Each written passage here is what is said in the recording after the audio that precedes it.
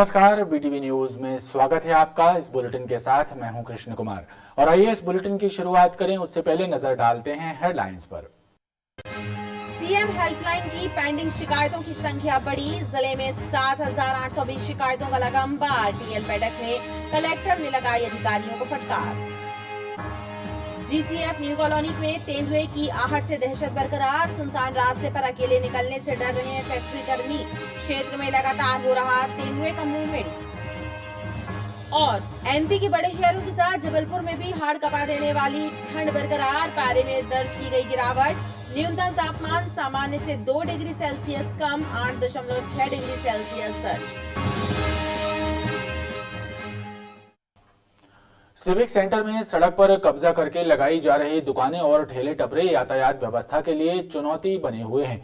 इन अतिक्रमणों के कारण सड़क दुर्घटनाएं हो रही हैं, लेकिन जिम्मेदार विभाग और अधिकारी ध्यान नहीं दे रहे। नगर निगम मुख्यालय से चंद कदमों की दूरी पर स्थित शहर का सबसे महत्वपूर्ण मार्केट सिविक सेंटर बदहाल है। सड़क और फुटपाथ पर कब्जा करके लगाई जा रही दुकानें यातायात व्यवस्था के लिए चुनौती बनी हुई हैं। इन दुकानों से किराया वसूल किया जाता है और नगर निगम अन्य क्रांति दल के कर्मचारियों के लिए ये अवैध वसूली का जरिया बनी हुई है, इसलिए इन्हें हटाने की कोशिश तक नहीं की जाती है। यहाँ पर चौपाटी से लेकर सारे चाट के फुल्की के ठेले और हर प्रकार के यहाँ पर अतिक्रमण करके रखे हैं, जिससे अपन चाहते हैं कि यहाँ साफ सुथरी रोड और गोल चौक से लेके पूरा सही हो और पान के टपरे से लेके सारी लोग ने अतिक्रमण कर रखा है और अपन चाहते हैं कि ये साफ सुथरा हो या किसी भी तरीके से इनको उठाया ताकि आने जाने वालों को जो दिक्कत हो रही हो ना हो। बहुत तकलीफ होती है निकलने में। कोई काम अगर जल्दी अस्पताल वगैरह अगर जाना है तो बहुत मुश्किल पड़ता है यहाँ से निकलना। ये हालत देखिए आपके सामने, आपको देखा हाल है।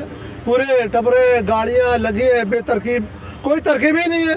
नगर निगम को ध्यान देना चाहिए इस और। आलम यह है कि सिविक सेंटर में पैदल चलना तक मुश्किल हो जाता है। सड़क पर लगा बाजार राहगीरों के लिए मुसीबत बना हुआ है। रेल यात्रियों की सुविधाओं में कमी का आरोप लगाते हुए शिवसेना कार्यकर्ताओं ने एक पत्र सीपीआरओ को सौंपा है। शिव सैनिकों का कहना है कि शताब्दी एक्सप्रेस ट्रेन आधारताल स्टेशन से चलती है, लेकिन स्टेशन पर फुटओवर ब्रिज तक नहीं है। मुख्य रेलवे स्टेशन सहित सभी स्टेशनों पर व्याप्त अनियमितताओं को लेकर शिवसेना कार्यकर्ताओं ने एक पत्र सीपीआरओ राहुल जय उजियार को सौंपा है, जिसमें वाहन स्टैंड के नाम पर हो रही लूट और आधारताल स्टेशन पर फुटओवर ब्रिज की कमी सहित 1 दर्जन समस्याओं का जिक्र है। कमलापति ट्रेन आप जानते हो जो जन शताब्दी के नाम से प्रसिद्ध है, वो आधारताल स्टेशन से चलती तो है, लेकिन उस स्टेशन पर फुटओवर पुल नहीं है। मतलब अगर जनता को 1 नंबर पुल से 2 नंबर पुल जाना है तो उसको ट्रेन की पटरी से क्रॉस होकर जाना पड़ेगा। इसके लिए उसका चालान भी हो सकता है और उसकी जान भी जा सकती है, लेकिन इस ओर बिल्कुल ध्यान नहीं दिया गया। ऐसे कुछ गंभीर मुद्दों को लेकर के शिवसेना ने आवाज उठाई है। साइकिल से नर्मदा परिक्रमा कर वापस लौटे एक बुजुर्ग का भव्य स्वागत किया गया। आधारताल संजय नगर निवासी बुजुर्ग ने बताया कि देश और दुनिया को कोरोना से मुक्ति मिले, इस भावना के साथ उन्होंने कठिन यात्रा की, जिसमें मां नर्मदा की कृपा उन पर लगातार बनी रही। आधारताल संजय नगर निवासी बुजुर्ग इंदु पटेल ने साइकिल के जरिए मां नर्मदा की परिक्रमा की और वापस लौटने पर क्षेत्रीय लोगों ने उनका भव्य स्वागत किया। विश्व शांति और कल्याण की भावना से नर्मदा परिक्रमा करने वाले बुजुर्ग इंदु पटेल ने बताया कि रास्ता कठिन रहा, लेकिन यात्रा के दौरान मां नर्मदा की कृपा उन पर लगातार बनी रही। 50-100 किलोमीटर की रफ्तार से मैंने अपनी साइकिल चलाई और मैया की शक्ति, भक्ति और हनुमान जी की शक्ति जो मेरे साथ में साइकिल के साथ में चल रहे थे, बहुत मैया ने ऐसी ऐसी जगह पहुंचा दिया जहां पैदल वाले भी नहीं जा सकते। हाफेश्वर जहां इंद्रजीत ने तपस्या की जंगल में, वहां भी मैं पहुंच गया। हस्ती जंगल में, बहुत भयानक जंगल, मैया के किनारे में इतना जंगल है कि कुछ कह नहीं सकते। टाफी बांटते हुए मैं बच्चों को, भील के बच्चों को बांटते हुए मैया की परिक्रमा मैंने पूरी की। मैं तो यही कहूँगा कि मैया की भक्ति बहुत ज़रूरी है और वहाँ जाके देखो महाराष्ट्र में मुसलमान लोग भी मैया को प्रणाम करते हैं, उनको मानते हैं। मेरे को सब मुसलमान मिले जो कि बोले कि मैं मैया का बहुत बड़ा भक्त हूँ। बहरहाल जिस उम्र में लोग थक कर बैठ जाते हैं, उस उम्र में बुजुर्ग द्वारा साइकिल से की गई नर्मदा परिक्रमा लोगों में उत्साह का संचार कर रही है।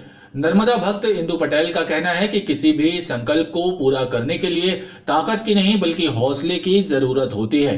हिम्मत करने वालों की हार नहीं होती। राज्य शासन ने सोमवार को भारतीय पुलिस सेवा के 9 अधिकारियों को पदोन्नत कर उनकी तबादला सूची जारी कर दी। जबलपुर में पदस्थ आईपीएस अधिकारी एएसपी रोहित काशवानी और सिहोरा एसडीओपी श्रुति कीर्ति सोमवंशी को पदोन्नत किया गया है। एएसपी रोहित काशवानी का तबादला सेनानी 34वीं वाहिनी विशेष सशस्त्र बल धार और एसडीओपी श्रुति कीर्ति सोमवंशी का तबादला अतिरिक्त पुलिस उपायुक्त जोन 1 भोपाल के पद पर किया गया है। गोहलपुर गाजी मियां दरगाह के पास सोमवार की दोपहर नूडल्स के कारखाने में आग लगने से अफरा तफरी मच गई। घटना की जानकारी दमकल विभाग को दी गई, जिसके बाद दमकल विभाग का अमला घटना स्थल पर पहुंचा और आग पर काबू पाया। आग लगने की वजह शॉर्ट सर्किट बताई जा रही है। गोहलपुर गाजी मियां की दरगाह के समीप सोमवार की दोपहर नूडल्स बनाने के कारखाने में आग लगने से अफरा तफरी मच गई। घटना से इलाके के लोग दहशत में आ गए। तत्काल दमकल विभाग को जानकारी दी गई, जिसके बाद दमकल का अमला दमकल वाहन सहित मौके पर पहुंचा और आग को काबू में किया। कारखाना मालिक वाजिद अनवर ने बताया कि दोपहर में लंच के समय कारखाने में शॉर्ट सर्किट हुआ, जिस वजह से आग लगी। आग लगने से कारखाने में रखा कच्चा माल, तैयार नूडल्स और अन्य सामग्री जलकर खाक हो गई। अग्नि हादसे से उन्हें करीब 1 लाख रुपए का नुकसान होने की आशंका है। तो हम लोग अपने फायर फाइटर लेके आए, यहाँ देखा तो ये मैगी का कारखाना है और उसमें हम 2 वाहन लेके आए थे, उसको कंट्रोल किए। आग लग गई, फायर ब्रिगेड को सूचित किया, हम लोग आए और तत्काल जो है मौके पर आ गए। और आपको जो है ऐसी कोई नुकसान नहीं हुआ है, बाकी जो भी नुकसान हुआ अभी उसका अंदाजा नहीं लगा सकते। कारखाने में आग लगने से आसपास के लोगों में भी हड़कंप मच गया। हादसे के बाद रिहायशी क्षेत्र के मकान में चल रहे इस कारखाने को लेकर भी लोगों में तरह तरह की चर्चाएं थीं। मदन महल पुलिस ने शातिर बदमाश छोटू चौबे को स्नेहनगर क्षेत्र से गिरफ्तार किया है। छोटू से एक पिस्टल और 8 जिंदा कारतूस भी बरामद किए गए हैं। पुलिस को एनएसए के वारंट में भी फरार छोटू चौबे की तलाश थी। मदन महल पुलिस ने शातिर बदमाश श्रेयांश उर्फ छोटू चौबे को स्नेहनगर क्षेत्र से गिरफ्तार कर लिया। छोटू चौबे हथियार लेकर किसी वारदात को अंजाम देने की फिराक में घूम रहा था। इसके कब्जे से पिस्टल और 8 जिंदा कारतूस जब्त किए गए। छोटू चौबे के ऊपर आर्म्स एक्ट, हत्या का प्रयास, अवैध वसूली, लूट और बलवे के लगभग 16 आपराधिक मामले न्यायालय में विचाराधीन हैं। जिला दंडाधिकारी कर्मवीर शर्मा ने इसके विरुद्ध एनएसए का वारंट भी जारी किया था। पुलिस एनएसए के वारंट के तहत भी इसकी तलाश और गिरफ्तारी के प्रयास कर रही थी। आरोपी को एनएसए के वारंट के तहत केंद्रीय जेल जबलपुर में निरुद्ध कराया जा रहा है।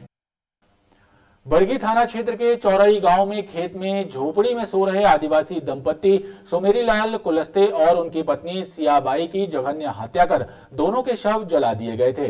वृद्ध आदिवासी दंपत्ति की हत्या उनके ही भतीजे ने की थी। आरोपी ने जादू टोने के शक और संपत्ति के बंटवारे को लेकर इस जघन्य वारदात को अंजाम दिया था। आरोपी को पुलिस ने गिरफ्तार कर लिया है। बरगी थाना क्षेत्र के चौराई गांव में खेत में झोपड़ी में सो रहे आदिवासी दंपत्ति सुमेरीलाल कुलस्ते और उनकी पत्नी सियाबाई की जघन्य हत्या कर झोपड़ी में आग लगाकर शवों को जला देने के सनसनीखेज मामले का पुलिस ने खुलासा कर दिया है। इस जघन्य हत्याकांड को मृतक सुमेरीलाल कुलस्ते के भतीजे दयाराम सिंह कुलस्ते ने ही अंजाम दिया था। दरअसल दयाराम को शक था कि उसके बड़े पिताजी सुमेरीलाल और उनकी पत्नी सियाबाई जादू टोना करते हैं। 5 साल पहले जादू होने के कारण ही उसके बड़े भाई सीताराम ने आत्महत्या कर ली थी। बड़े पिता सुमेरी उसके पिता के हिस्से की जमीन पर भी कब्जा करना चाहते थे और वो जादू टोना के चलते बड़े पिता से अपने पिता के हिस्से की जमीन भी नहीं ले पा रहा था। इसी के चलते उसने अपने बड़े पिता सुमेरीलाल और उनकी पत्नी सियाबाई की पहले धारदार हथियार से हमला कर हत्या कर दी और फिर हत्या को हादसे में तब्दील करने झोपड़ी में आग लगाकर दोनों के शव भी जला दिए। तो उसको ये शक था कि उनके जो मृतक बड़े पिताजी और वो हैं जादू टोना भी करते हैं, तो ये 2-3 चीज़ों का अमिलात रूप से उसके ऊपर शक था और इस कारण उसने अभी तक जो है विवेचना में आया है कि हत्या की है। पुलिस ने आरोपी को गिरफ्तार करने के बाद अब हत्या में प्रयुक्त हथियार की बरामदगी के प्रयास भी शुरू कर दिए हैं। आयशर ट्रक में आंध्र प्रदेश से 600 किलो गांजा लेकर उत्तर प्रदेश जा रहे गांजा तस्करों को पुलिस ने न्यायालय के समक्ष पेश कर दिया और 5 दिन की पुलिस रिमांड पर लिया। दोनों आरोपियों से हुई पूछताछ में 2 लोगों के नाम सामने आए हैं जिनके संबंध में पतासाजी की जा रही है। पुलिस का कहना है कि पकड़े गए गांजा तस्करों से गांजा तस्करी के संबंध में अहम पूछताछ की जाएगी। मामले में और भी लोगों के शामिल होने की आशंका है। आयशर ट्रक में आंध्र प्रदेश से गांजा लेकर उत्तर प्रदेश जा रहे गांजा तस्करों राजेंद्र यादव और रीवा निवासी राघवेंद्र पांडे को बरगी पुलिस ने न्यायालय के समक्ष पेश कर 5 दिनों की पुलिस रिमांड पर लिया है। पुलिस पकड़े गए दोनों आरोपियों से पूछताछ करने में जुटी हुई है। प्रारंभिक पूछताछ में पुलिस को आयशर ट्रक के मालिक उत्तर प्रदेश निवासी संदीप चौबे और छत्तीसगढ़ के रहने वाले राहुल पांडे का पता चला है, जिसे लेकर तस्दीक शुरू कर दी गई है। पुलिस को ऐसी शंका है कि पकड़े गए आरोपियों का कनेक्शन राष्ट्रीय स्तर के ड्रग माफिया गैंग से है। ये लोग गांजा कहां लेकर जा रहे थे, इस संबंध में और भी जानकारी जुटाई जा रही है। इसमें 2 आरोपी राघवेंद्र पांडे और राजेंद्र यादव को आज हम लोगों ने इन्वेस्टिगेशन के बाद न्यायालय पेश किया था और उन न्यायालय से 5 दिन का पुलिस रिमांड लिया है।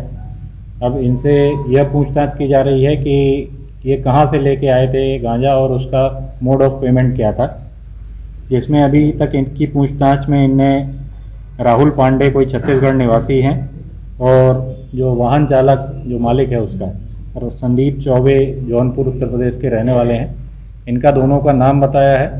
अब इसकी तस्दीक की जा रही है कि ये कितना सही है कितना गलत है, तो पुलिस रिमांड पे लेके इस पे तस्दीक की जाएगी और अन्य एंगल इस पर भी जो है विवेचना की जाए। गौरतलब है कि जोन की नारकोटिक्स इंटेलिजेंस यूनिट और पुलिस की संयुक्त टीम ने एडीजे उमेश जोगा की मॉनिटरिंग में आयशर ट्रक से 6 क्विंटल गांजा बरामद किया था।